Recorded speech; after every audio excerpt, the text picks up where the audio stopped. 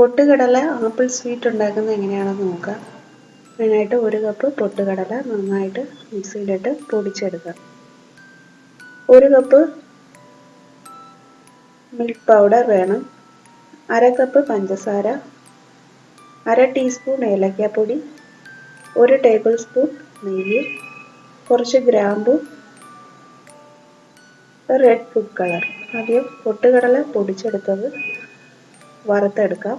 ഒരു ലോ ഫ്ലെയിമിൽ നന്നായിട്ട് അതിൻ്റെ പച്ചച്ചുവ പോകുന്നത് വരെ ഒന്ന് വറുത്തെടുക്കണം. നന്നായിട്ട് വറുത്തെടുത്തതിന് ശേഷം ഇത് മാറ്റി വെച്ച് ഇതിലേക്ക് ചെറുതായിട്ടൊന്ന് തണുക്കാൻ മാറ്റി വെച്ച് കുറച്ച് വെള്ളം ഒഴിച്ച് 1/2 കപ്പ് പഞ്ചസാര അലിയിച്ചെടുക്കാം.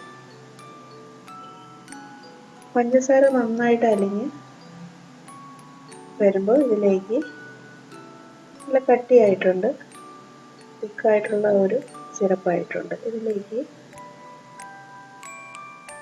വറുത്ത് വെച്ചിരിക്കുന്ന പൊട്ടുകടല മാവ് ചേർക്കാം.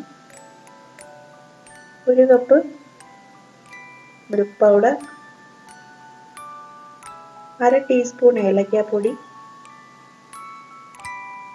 1 ടേബിൾ സ്പൂൺ നെയ്യ്.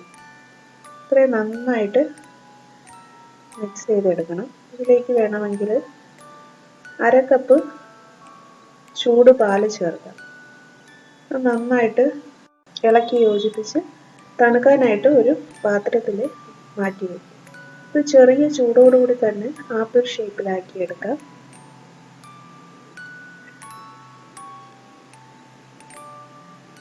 ഇതിലേക്ക് റെഡ് കളറും ഗ്രാമ്പുമാണ് ഇതിന് വേണ്ടിയിട്ട് ചേർക്കുന്നത്.